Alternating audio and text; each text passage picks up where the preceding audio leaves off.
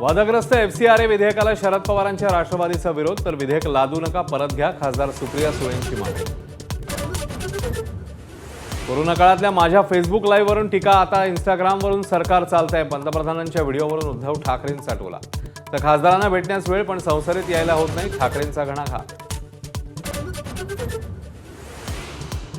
युवा सशक्त तर देशाचं भविष्य मजबूत. डोळे मिटून विश्वास ठेवू नका, प्रश्न उपस्थित करा.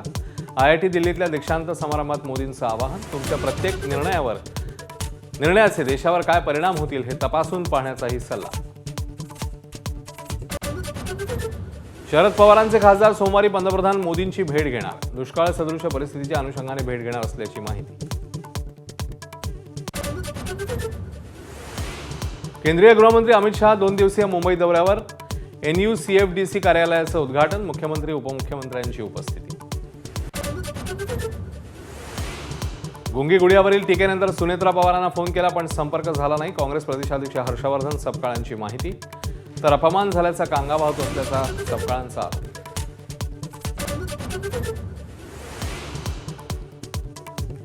पुण्यामध्ये आनंदराज आंबेडकरांच्या नेतृत्वात भव्य मोर्चा. आरक्षण उपवर्गीकरणाविरोधात जिल्हाधिकारी कार्यालयावर मोर्चा. मोठ्या संख्येने कार्यकर्ते सहभागी.